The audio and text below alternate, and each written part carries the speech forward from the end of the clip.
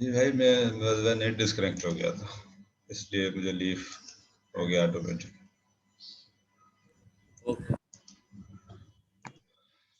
जी तो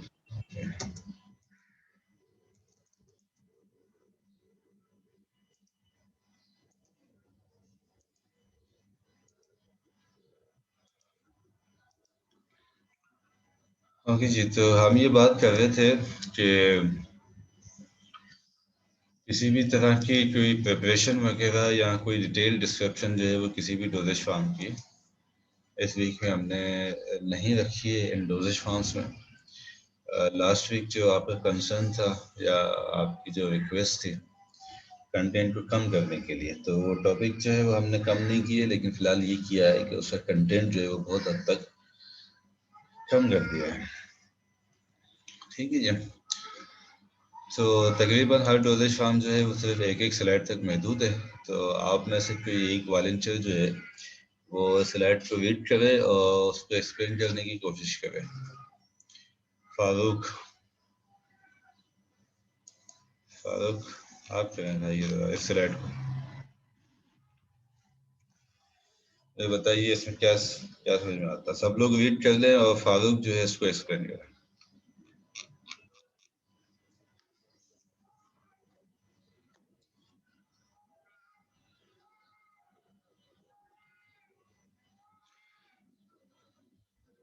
solid solid topical dosage forms की ये बात है, उसमें टॉपिकल डोजेज फार्म हम कर रहे हैं और उसमें सॉलिड का सेक्शन हम पहले ही करेंगे। उसमें से एक एग्जांपल या एक डोजेज फार्म हमारे पास डस्टिंग पाउडर्स है।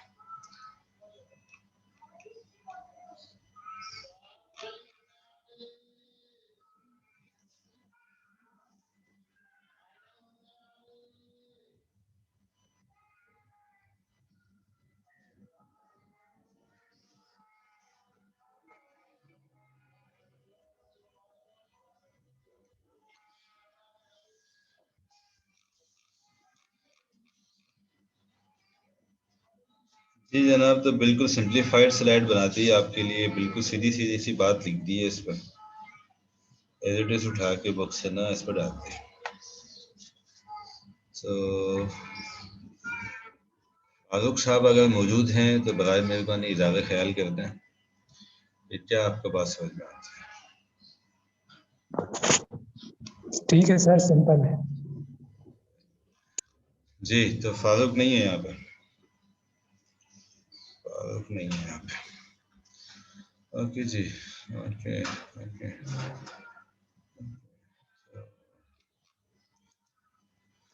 चलिए, तो डस्टिंग पाउडर्स फिर भी देख लें भाई, कोई और ऐसी कोई कॉम्प्लेक्स इसमें चीज़ नहीं है। अगर किसी का कोई सवाल इसमें है तो मुझे बता सकता है, मुझे कोई इसमें ऐसी कोई कॉम्प्लेक्स बात नजर नहीं आई।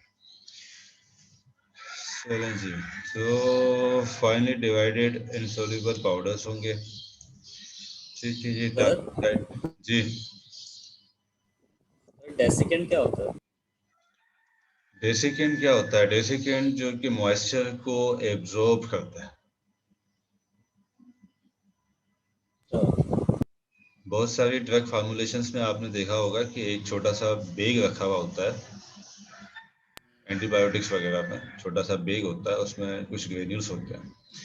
ये आपने मेडिसिन में भी देखा होगा, अक्सर कुछ लेदर लेदर की जो प्रोडक्ट्स होती हैं उसमें भी रखे हुए होते हैं, बहुत सारी प्रोडक्ट्स में मौजूद होता है। शूज़ जो आते हैं, शूज़ के जो डब्बे होते हैं, उन पेक्स उनके अंदर भी ये रखे हुए होते हैं, छोटे छोटे बेग। यस सर, वो सिलिका जेल जो होता है। जी हाँ, तो वो एज अ डेसिकेंट एक जगह होता है ताकि उस पैकिंग के अंदर अगर किसी किस्म का मॉइस्चर आ रहा हो तो वो मॉइस्चर जो है उस प्रोडक्ट तक ना पहुंच सके, बल्कि वो डेसिकेंट उसको एब्जॉर्ब कर ले।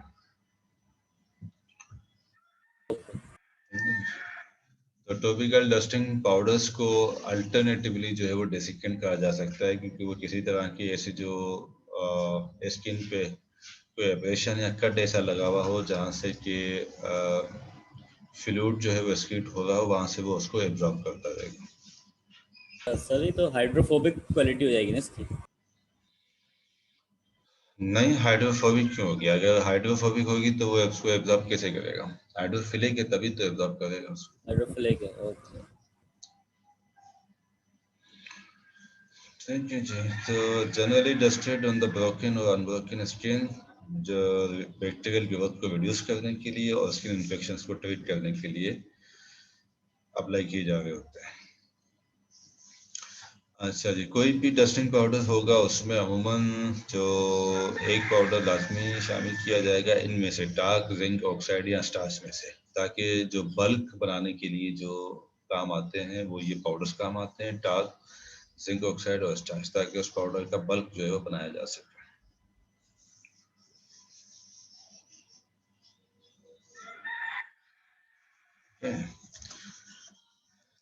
चलें जी, तो पॉल्डिस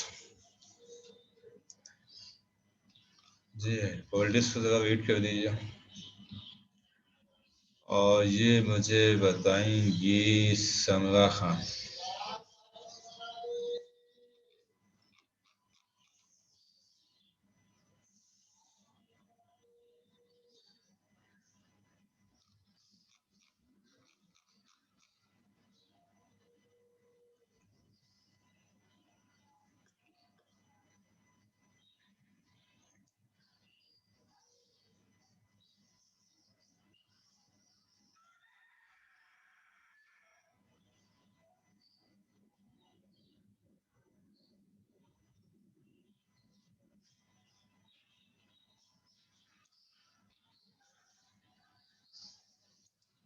जी समरा, बताइए क्या बात समझ में आती है आपको स्लाइड्स?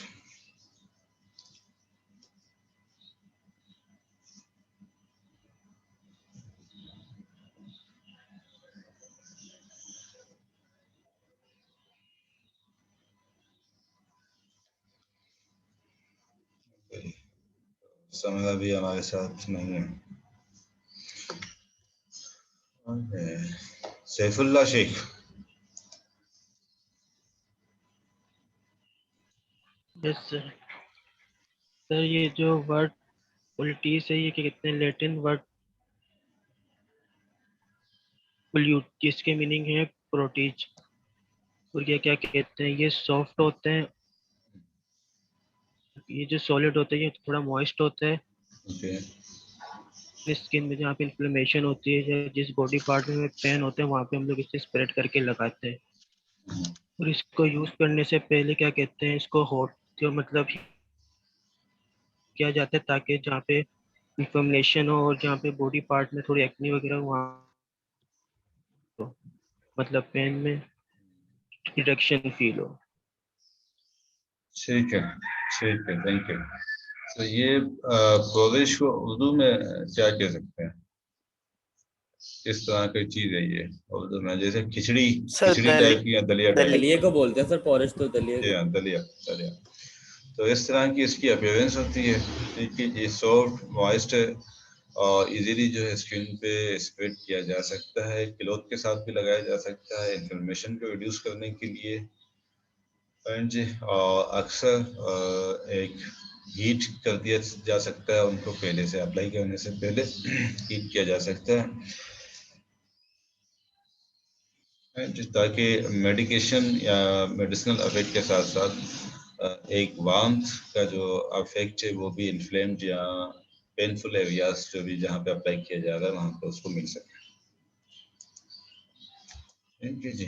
तो plasters, plasters solid topical dosages form की एक टाइप है हमारे पास प्लास्टर्स।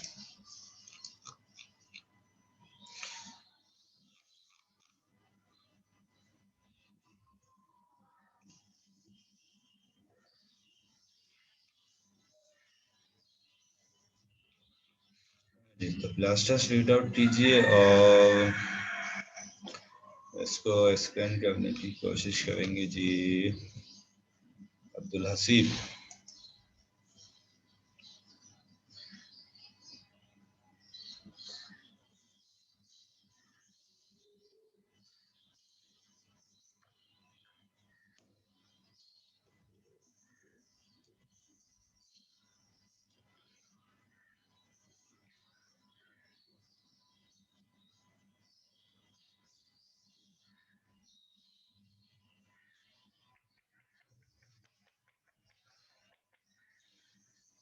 जी अब्दुल हसीब।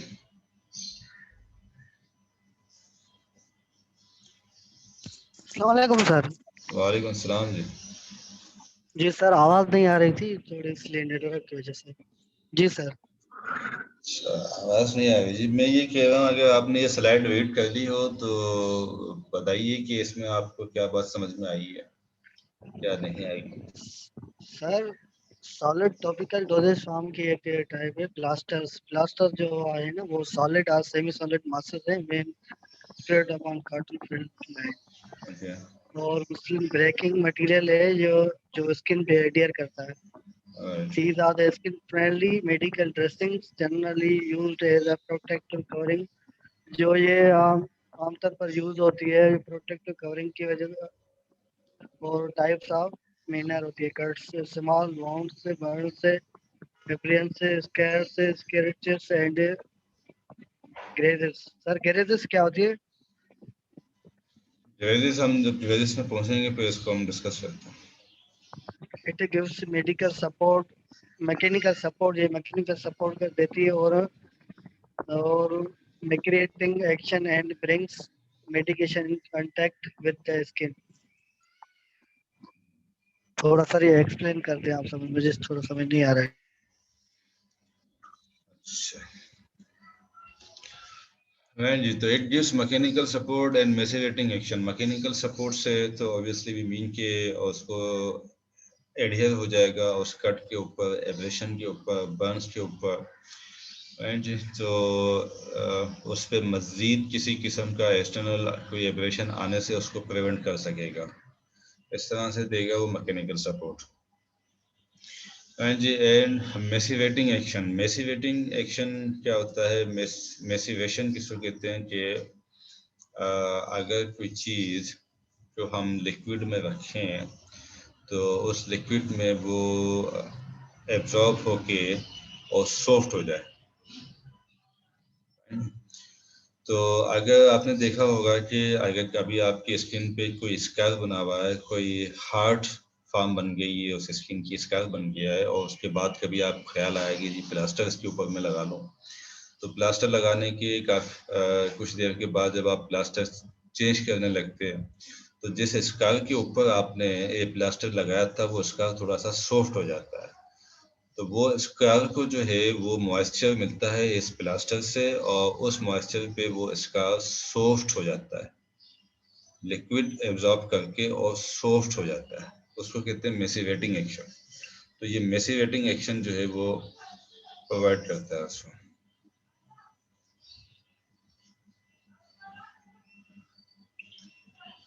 ठीक है जी। तो अच्छा, ग्रेजेस तो ऑब्वियसली ग्रेजेस कोई डोजेज फॉर्म नहीं, ग्रेजेस तो हमारी मेडिकल टर्म है। स्क्रैचेस स्कार से रिलेटेड है, चोट लगने को हम कह सकते हैं ग्रेजेस, चोट लगने। थैंक यू जी। और कोई इसमें किसी का भी सवाल? तो सॉलिड और सेमी सॉलिड दोनों ये प्रोडक्ट्स हो सकती हैं जिसको कि हमने एक स्ट्रिप के ऊपर, एक मसलिन टाइप की चीज़ के ऊपर या एक बेकिंग मटेरियल के तौर पर उसको स्प्रेड किया हुआ होता है, फिर उसको एडहियर कर दिया जाता है टुवर्ड्स द स्किन, ठीक है, ताकि प्रोटेक्टिव कवरिंग के तौर पे जो है वो काम कर सके, माइनर कट्स के लिए, वुंड्स के लिए, बर्न्स, एब्रेशंस वगैरह के लिए। मैकेनिकल सपोर्ट प्रोवाइड करेगा और मेसिवेटिंग एक्शन जो है वो प्रोवाइड करेगा। ठीक है जी। तो कोई सवाल किसी का? सब ठीक है, आगे चलें जी। सर मुसलिन सर इसमें क्या है? मसलिन भाई एक वो बारीक टाइप का जैसे कपड़ा जिसको नहीं होता उर्दू में, जिसको कहते हैं कोई चीज़ छानने के लिए जो मलमल टाइप का कपड़ा होता है, इस तरह की चीज़ को कहते हैं मसलिन। तो ये हमारे पास मटेरियल की एक टाइप है, कपड़े की एक टाइप है मसलिन। और मैकेनिकल सपोर्ट कैसे है? मैकेनिकल सपोर्ट कैसे देता है?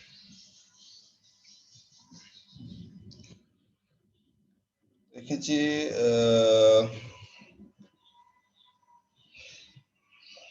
अगर आपको बिल्कुल माइनर सा एक छोटा सा जो है वो कट लग जाए आपके फिंगर टिप के ऊपर,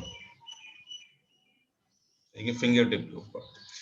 फिंगर टिप के ऊपर अगर आपको एक ऐसा कट लग जाए और आल्दो कि उसमें से ब्लीडिंग ना हो रही हो, लेकिन चूंकि आप कंटिन्यूस जो है वो काम उससे करते रहेंगे और वो एक्सपोज होता रहेगा दूसरी चीज़ों से, तो अगर ये कट आपका आल्दो कि बहुत माइनर सा होगा, लेकिन चूंकि ऐसी जगह पर है कि ये मज़ीद इसको फ्रैक्शन वगैरह अगर मिलती रही तो ये कट आपका फैलता जाएगा।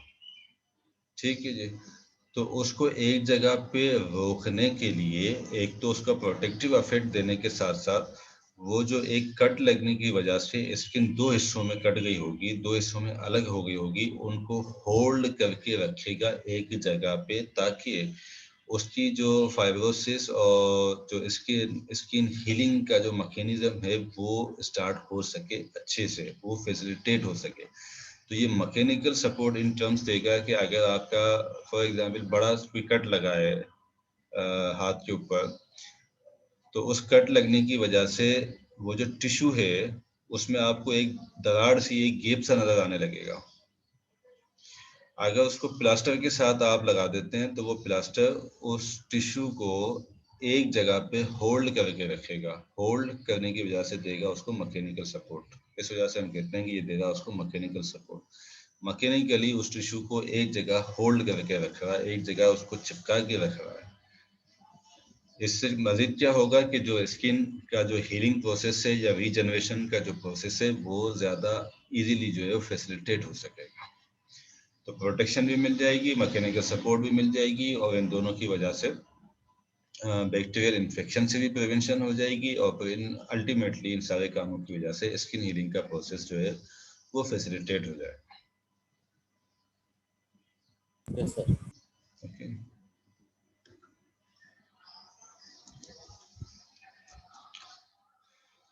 तो ऑइंटमेंट्स, ऑइंटमेंट्स हमारे पास बड़ी इम्पोर्टेंट चीज़ है। इसमें हमारे पास ऑइंटमेंट बेसिस भी जो है वो बहुत इम्पोर्टेंट है, लेकिन आपकी जो है वो नन्ही नन्ही फरमाइशों पे हमने उसको भी जो है एक्सक्लूड कर दिया। सर जी, ये बैंडेजेस में नहीं आता क्या प्लास्टर? प्लास्टर बैंडेजेस में आता है, लेकिन बैंडेज का एग्जैक्ट क्राइटेरिया जो है वो कुछ और है। हम यहाँ पे आप ये कह सकते हैं कि ये जो हमें चीज़ नज़र आ रही है ना, ये जो हमें चीज़ नज़र आ रही है, ठीक है जी, इस पे तीन चीज, इस पे मजीद एक तो ये चीज़ है, ये वाली स्ट्रिप जो कि एडियर होगी, जो कि चिपकेगी स्किन के ऊपर, ठीक है ना, होल्ड करेगी। फिर इसके अंदर एक ये चीज़ है, ये वाली येलो कलर की, ठीक है ना। ये जो सेमी सॉलिड मासेस हैं, सॉलिड या सेमी सॉलिड मासेस, ये वाला, ये है असल में plaster. Actually by definition of topical dosages form, जहाँ पे हम जिसको प्लास्टर कहते हैं, वो ये प्लास्टर है। जब इसको इस वाले मटेरियल को लगा दिया जाएगा एक कॉटन फेट लाइट या मसलिन टाइप के मटेरियल के ऊपर, तो ये हमारा बेकिंग मटेरियल है, ये सपोर्टिंग मटेरियल है, ये वो चीज़ें जो कि इस वाली चीज़ को, मेन जो हमारी चीज़ है, इसको एडहेर करने के लिए, इसको होल्ड कराने के लिए वहाँ पे चाहिए। तो ये सारी चीज़ जब मिलेगी तब हम कहेंगे कि ये प्लास्टर था। ठीक है जी। अच्छा, मैंने तो एक वो प्लास्टर वो प्लास्टर सुना है होता कि है, सर वो एक हड्डी जो ब्रेक हो जाती है फिर पूरा लगता है हाथ पे, वो तो भी तो होता प्लास्टर है ऑफ प्लास्टर। पेरिस है, वो ऑर्थोपेडिक की साइड पे चला जाता है, वो ऑर्थोपेडिक की साइड है, और वो मतलब अलग हो जाती है थोड़ी सी चीज़, कैरेक्टरिस्टिक्स की वजह से जो है वो अलग हो जाती है, क्योंकि वो कंप्लीटली जो है वो हमारे पास मैकेनिकल सपोर्ट है कंप्लीटली, उसमें किसी भी तरह से मेडिसिन नहीं जा रही होती। प्लास्टर ऑफ पेरिस में कोई मेडिसिन तो नहीं जा रही होती ना, सिर्फ मैकेनिकल सपोर्ट। सिर्फ मैकेनिकल सपोर्ट है। यहाँ पे तो हमारे पास मेडिसिन भी जा सकती है। ऐसे मेडिसिन होती है, पर्टिकुलरली एंटीबैक्टीरियल एजेंट होता है। बहुत सारे प्लास्टर्स ऐसे भी बनते हैं कि उसमें जो है वो ब्लीडिंग को रोकने वाले जो एजेंट्स हैं वो मेडिसिनल एजेंट्स डाले जाते हैं। कुछ प्लास्टर्स में जो है वो स्किन हीलिंग प्रोसेस को स्पीड अप करने के एजेंट्स भी ऐड किए जा सकते हैं, लेकिन चूंकि ये माइनर वुड्स के लिए है तो इसलिए इस पे इस तरह की ज़्यादा अप्रोचेस अप्लाई नहीं की जा रही होती, माइनर वुड्स के लिए हो रही होती। मेडिसिन इसमें मेन कौन सी, एंटीबैक्टीरियल मेडिसिन, ताकि बैक्टीरियल इन्फेक्शन को प्रिवेंट किया जा सके। अगर छोटा सा भी कोई वुंड होगा और उस पर इन्फेक्शन अगर हो जाता है तो ऑब्वियसली फिर वो बहुत बड़ी प्रॉब्लम हो जाएगी, है ना? ठीक है।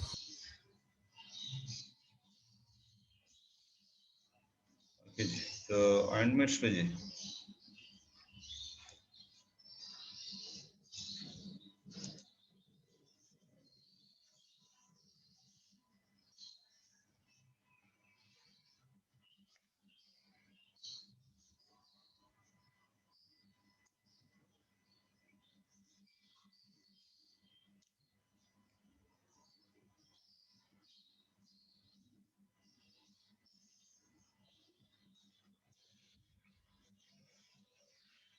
जी अलवीना,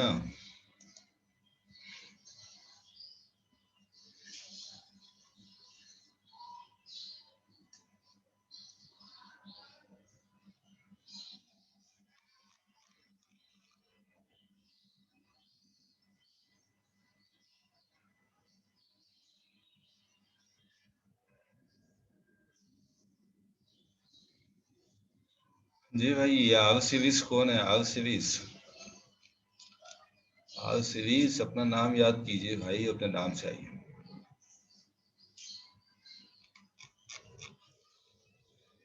जी अलवीना अहमद, बासिल बिन आतिफ, बासिल बिन आतिफ।